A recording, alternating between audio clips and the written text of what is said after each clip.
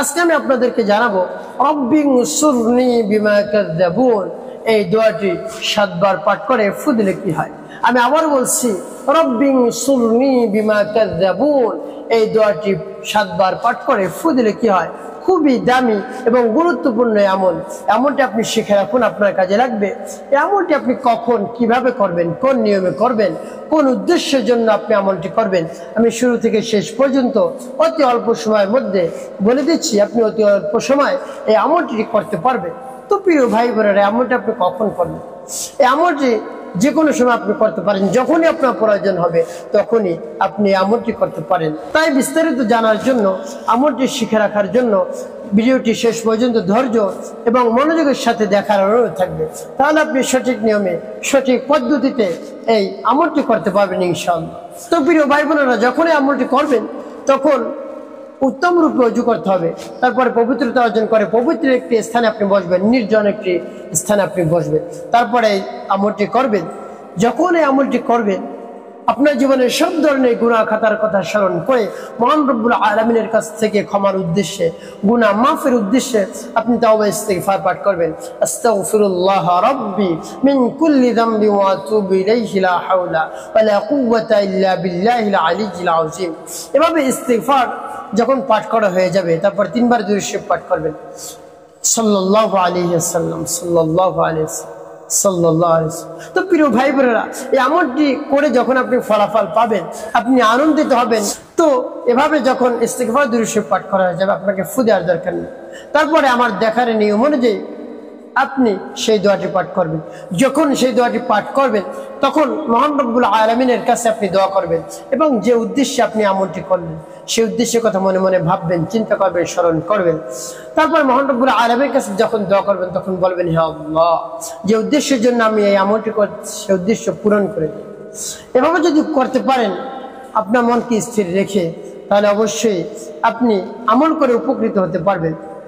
তো এভাবে যখন আপনার মন স্থির হয়ে যাবে, তারপরে আপনি সেই দোয়াটি পাঠ করবেন, যেমন বিসমিল্লাহির রাহমানির রাহিম রব্বিনসুরনি বিমা কাযযাবুন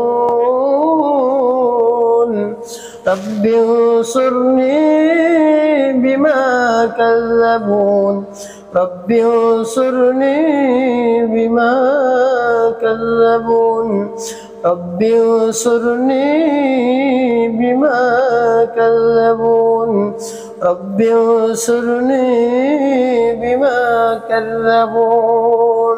এভাবে যখন পাঠ করা হয়ে যাবে, আপনি ফু দেবেন একটি হাতের তালুতে। তারপর আপনি আবার পাঠ করবেন, বিসমিল্লাহির রাহমানির রাহিম রব্বিনসুরনি বিমা কাযযাবুন রব্বিনসুরনি বিমা কাযযাবুন। এভাবে আপনি এই দোয়াটি যখন পাঠ করবেন, মহান রব্বুল আলামিনের কাছে অবশ্যই দোয়া করবেন। তাহলে আপনি সাকসেসফুল হতে পারবেন, তাহলে আমল করে আপনি উপকৃত হতে পারবেন। তো প্রিয় ভাই বোনেরা, তো আমলটি করে কিভাবে আপনি উপকৃত হবেন, কোন উদ্দেশ্যের জন্য আমলটি করলেন, আমি আপনাদেরকে পরে বলে দিচ্ছি। আগে আমলটি শেষ করে নিই, তারপরে বলবো। তো এভাবে ফু দেওয়া যখন হয়ে যাবে, তারপরে 3 বার দুরূদ ইব্রাহিম পাঠ করবেন। আল্লাহুম্মা সাল্লি আলা মুহাম্মাদ ওয়া আলা আলি মুহাম্মাদ কামা সাল্লাইতা আলা ইব্রাহিম ওয়া আলা আলি ইব্রাহিম ইন্নাকা হামিদুম মাজিদ।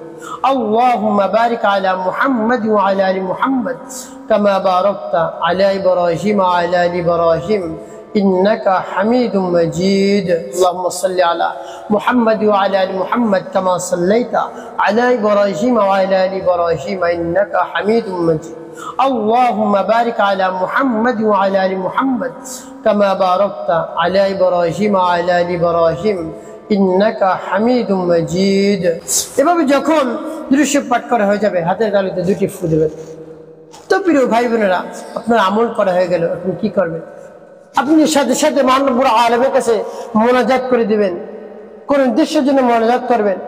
আপনি যদি মিথ্যা মামলা মোকদ্দমায় ফেসে গিয়ে থাকেন, মিথ্যা তোহমাতে আপনি যদি ফেসে গিয়ে থাকেন, কোনোভাবেই আপনি পরিত্রাণ পাচ্ছেন, আপনাকে মিথ্যা মামলায় ফাঁসিয়ে দিয়েছে, আপনি কোনো কিছু জানেন না, কোনো এক কাজে মিথ্যা মামলায় আপনাকে ফাঁসিয়েছে, আপনি কোনো কিছু জানেন না, তারপরে আপনার নাম দিয়ে মামলা দিয়েছে বা আপনার নামে মিথ্যা তহমত লাগিয়েছে। এভাবে যদি হয়, মিথ্যা তহমত লাগায়, মিথ্যা মামলা যদি আপনার নামে দিয়ে থাকে, মামলা মোকদ্দমার মধ্যে যদি আপনি এভাবে আটকে যান, কোনোভাবেই খালাস পাচ্ছেন না, আপনি চিন্তিত হয়ে পড়েছেন কিভাবে এর থেকে পরিত্রাণ পাবেন।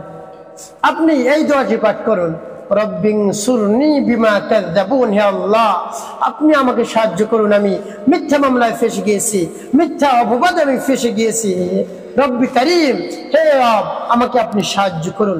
এভাবে যদি আপনি আমল করতে পারেন, আপনার মিথ্যা মামলা মহান রব্বুল আলামিন দূর করে দিবেন, খালাস করে দিবেন। এবং মিথ্যা আমাদের মধ্যে যদি আপনি পড়ে যান, কোনো কিছু আপনি জানেন না, তারপরে আপনি বলেন, আপনাকে বলছে আপনি এই কাজটি করছেন, কিন্তু আপনি কিছুই জানেন না, এভাবে যদি হয়ে থাকে, আপনার উপর জুলুম করে থাকে, আপনি মহান রব্বুল আলামিনের কাছে সাহায্য চান, অবশ্যই আপনাকে সাহায্য করবে। এই জন্য আপনি সেই বিপদের সময় মহান রব্বুল আলামিনের কাছে সাহায্য চান, তার উপর পূর্ণ বিশ্বাস রেখে, আস্থা রেখে, ভক্তি রেখে এভাবে সাহায্য চান, অবশ্যই আল্লাহ রাব্বুল আলামিন আপনাকে সাহায্য করবেন। তো প্রিয় ভাই বোনেরা, 5 ওয়াক্ত নামাজ আপনি আদায় করবেন, কোনোভাবে আপনি নামাজ ছাড়বেন না, তারপরে মিথ্যা কথা বলবেন না, মানুষের কল্যাণে বেশি বেশি কাজ করবেন, মানুষের উপকার না করতে পারলে আপনি কখনো ক্ষতি করবেন না, সেটা যে হোক, আপনার কাছের লোক হোক, দূরের লোক হোক, আপনি চিনেন, আপনি না চিনেন, সবার সাথে আপনি ভালো ব্যবহার করবেন। আল্লাহ রাব্বুল আলামিনও আপনার সাথে ভালো ব্যবহার করবেন ইনশাআল্লাহ।